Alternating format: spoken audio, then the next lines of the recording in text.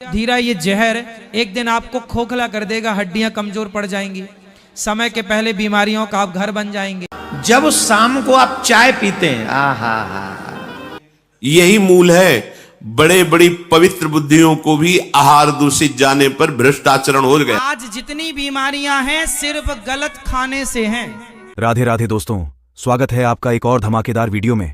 दोस्तों, आज की वीडियो में हम सबको जानने को मिलेगा चार कथावाचक के श्रीमुख से कि हम सबको चाय कैसे पीना चाहिए, या फिर चाय पीने का नुकसान क्या है और भोजन कैसे करना चाहिए, किस प्रकार के भोजन करने से हमें ज्यादा लाभ मिलता है और किस प्रकार के भोजन करने से हमें बहुत ज्यादा नुकसान होता है और घर परिवार में दुख तकलीफ आता है। वीडियो पूरा देखिए, सब जान पाओगे आप, और कमेंट करके जरूर बताना कि कौन से महाराज का विचार आपको अच्छा लगा। और चाय ना पिए? चाय काहे पियोगी मैया? चाय पीना सही है? नहीं जी, पूछ रहे गुरुदेव आपसे। चाय क्यों नहीं पीनी चाहिए बताओ? चाय पीने के नुकसान क्या है? हमें पता नहीं है इसलिए। देखो, चाय में पत्ती होती है, चाय पत्ती। चाय पत्ती एक प्रकार की औषधि है।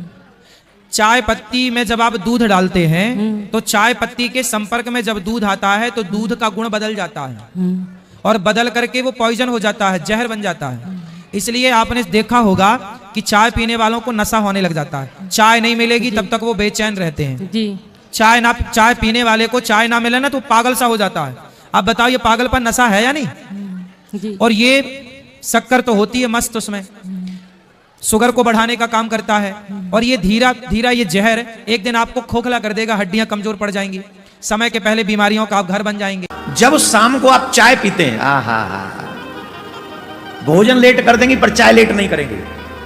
चाय पे तो माताएं बहन कोई भी आ जाए वो चाय बनाएंगी उसके लिए, और एक कप अपने लिए स्पेशल।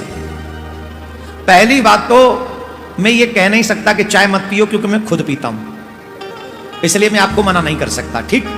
लेकिन एक सलाह जरूर दूंगा कि कभी भी खाली चाय न पिए। हो सके तो शाम को जूस वगैरह पी लें, माताओं के लिए जरूरी है। अगर जो ये पति, ध्यान से सुन लो, पति जितने भी पति अपनी पत्नी को अपने हाथ से जूस पिला के पिलाओ, फिर कहो पियो देवी तुम बहुत काम करती हो, है? ध्यान से, मजाक नहीं करे, हंसो मत। पति हंस रहे बोले हैं ये तो हमें पिलाती हैं, हम कैसे पिलाएं? पिला दिया करो कभी 2-4 दिन में एक आध बार, लो तुम भी पियो। तो अगर हो सके तो जूस पिए, चाय को त्याग दें, कॉफी देख लें आप, लेकिन चाय जब पीनी हो शाम को तो कभी भी खाली चाय न पिए। भोजन है ये जीवन का एक बहुत बड़ा अंग है। हमारे प्राणों का पोषण होता है, और सूक्ष्म बात, इससे हमारे मन का निर्माण होता है।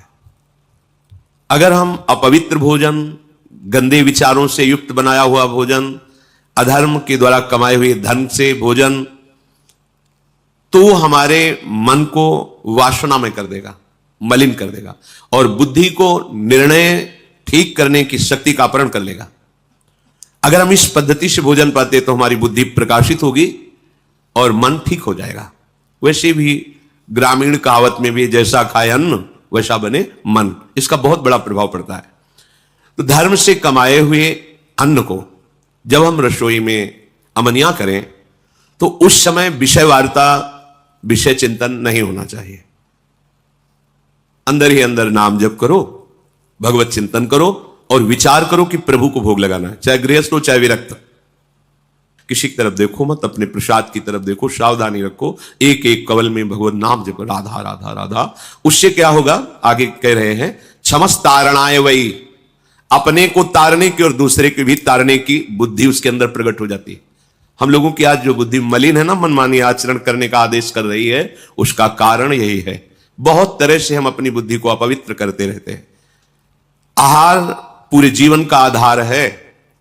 भोजन ठीक है तो सब ठीक हो जाएगा। भोजन धर्म युक्त कमाए हुए धन से भगवत चिंतन करते हुए, रसोई में अमनिया करके, भगवत अर्पित करके, प्रसाद स्वरूप मौन धारण करते हुए, नाम जप करते हुए प्रसाद को एक हाथ से पाना। इससे क्या होगा, कह रहे हैं सात क्षमस तारणाए वही, वो अपने को भी तारने में समर्थ है और दूसरे को भी तारने में समर्थ हो जाएगा। क्या होगा, उसकी बुद्धि भगवत परायण हो जाएगी।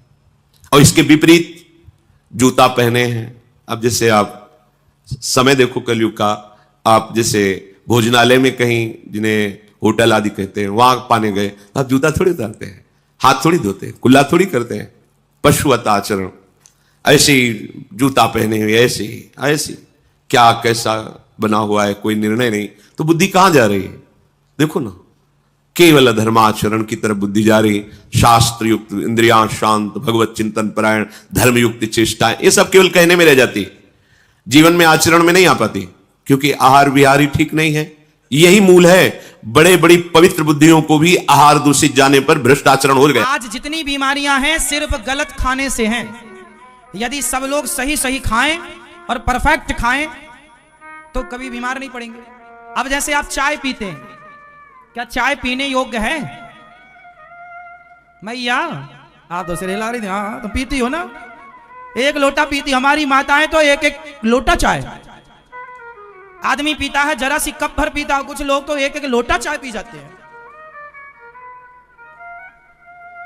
क्यों मैया आप चाय पीती हो ना, एक लोटा, एक गिलास, एक कप, क्यों पीती हो? नहीं रहा जाता? चाय क्यों पीना है मेरी मां? तुलसी पानी में डालो, थोड़ा अदरक डाल लो, और भी पदार्थ होते हैं जो पौष्टिक हैं, थोड़ा थोड़ा डाल के उनको पका के उनका रस पियो, आपका स्वास्थ्य लंबा चलेगा, बीमारी नहीं पड़ेंगे। कोरोना काल में डॉक्टरों ने क्या बताया? क्या पियो?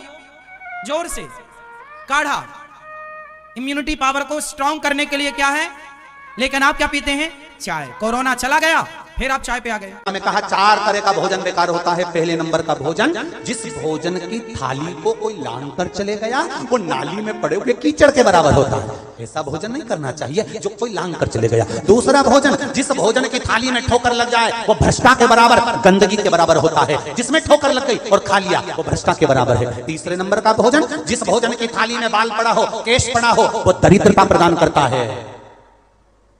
और चौथे नंबर का भोजन, पति और पत्नी एक ही थाली में साथ बैठकर भोजन कर रहे हो तो वो मदिरा के बराबर होता है। ये 4 तरह का भोजन। बहुत बहुत धन्यवाद सारे महाराज जी को इतना सुंदर सत्संग और जानकारी हम सबको देने के लिए, सही मार्गदर्शन करने के लिए।